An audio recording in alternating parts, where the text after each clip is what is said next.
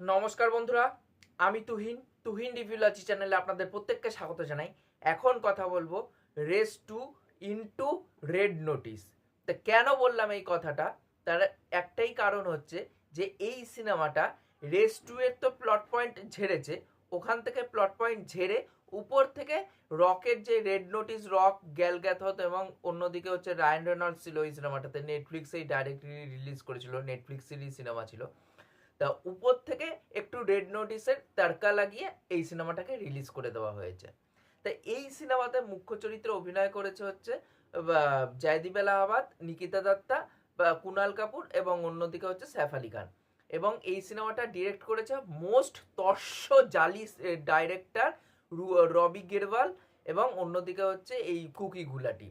আর এই সিনেমাটা প্রডিউস করেছে হচ্ছে যে নিজে আবার হলিউডের থেকে ঝেপে নিজের সিনেমা তৈরি করে, সে হচ্ছে আর কেউ নয়, মার্ফ্লিক্সের আমাদের সিদ্ধার্থ আনন্দ আবার এই সিনেমাটাকে নিজে প্রডিউসও করেছে।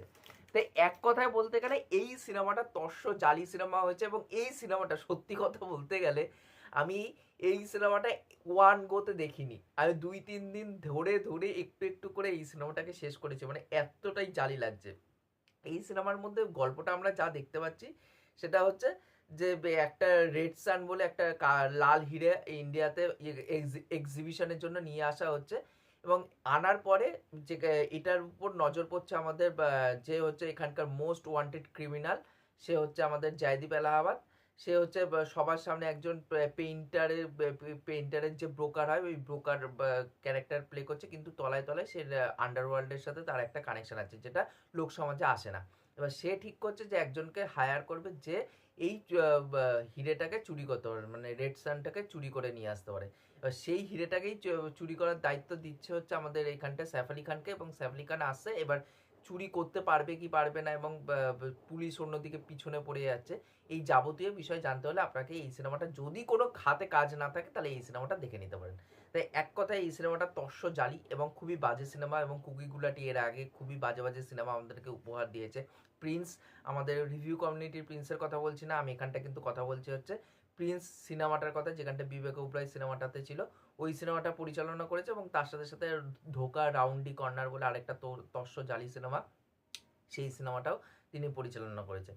এবার সেই ডিরেক্টরকে এখানটা নিয়ে আসা হয়েছে এবং তার সাথে সাথে রবি কিরওয়ালাও আছে, সেও একজন জালি ডিরেক্টর। এবার তার সাথে এই যে যাবতীয় যে ব্যাপার স্যাপারগুলো, চুরির ব্যাপার স্যাপারগুলো দেখানো হচ্ছে, সেগুলো তো প্রচণ্ড পরিমাণে প্রেডিক্টেবল। লাস্টে কী কী টুইস্ট থাকবে সেগুলোও প্রেডিক্টেবল।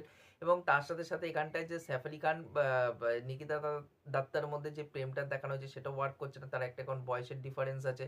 এবং এখানটায় যদি ভালো বলতে হয় যে কিছু জায়গায় বলতে গেলে জয়দীপ এলাহাবাদ এবং সৈফ আলী খানকে ভালো লাগে, এছাড়া ভালো লাগে না, কারণ তাদের ক্যারেক্টারটাকেও খুব বাজেভাবে লেখা হয়েছে। ক্যারেক্টারগুলো ফ্ল্যাট, প্রত্যেকটা ক্যারেক্টার, সিচুয়েশনগুলো ফ্ল্যাট, এখানটায় স্ক্রিপ্টও flat, narration flat, screenplay flat, সব ফ্ল্যাট, এখানটা সব ফ্ল্যাট চলে গেছে।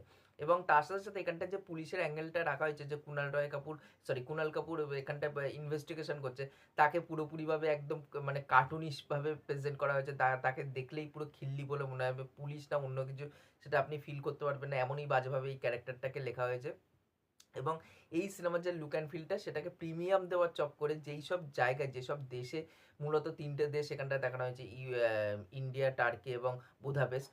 এই যে এই 3টে দেশ দেখানো হয়েছে, এই 3টে দেশের যে জিওগ্রাফিক্যাল যে ব্যাপারটা, সেটাকে এসেন্সটাকেই ক্যাপচার করতে পারেনি। পুরোটাকেই দেখলে মনে হচ্ছে যে নিউ ইয়র্ক বা অন্য কোনো সিটি আমরা দেখতে পাচ্ছি। মুম্বাইটাকে এমনভাবেই প্রেজেন্ট করা হয়েছে মনে হচ্ছে নিউ ইয়র্কের কোনো সিটি দেখছি। তাই খুবই বাজেভাবে কোনো লোকাল যে এসেন্সটাকে সেটাকে ঠিকঠাক করে প্রেজেন্ট করতে পারিনি। ওভারঅলে খুবই বাজে একটি সিনেমা হয়েছে। আমার এই সিনেমাটা একদমই ভালো লাগেনি। যাদের, আপনাদের হাতে যদি কোনো কাজ না থাকে, ভাবছেন যে টাইম পাস করব, তাহলে একবার দেখে নিতে পারেন নেটফ্লিক্সে গিয়ে। এবং এই সিনেমাটা যেহেতু নেটফ্লিক্সে এসে, একটা সার্টেন কাইন্ড অফ অডিয়েন্স এই সিনেমাটা দেখবে, কারণ যেহেতু নেটফ্লিক্সে তাদের ওই খেপে খেপে দেখলেও হয়ে যাবে, তারা দেখে নিতে পারবে। তো এই ছিল আমার ওভারঅল বক্তব্য। ওভারঅল এই সিনেমাটা আমার খুবই ভালো লাগেনি, একদমই ভালো লাগেনি।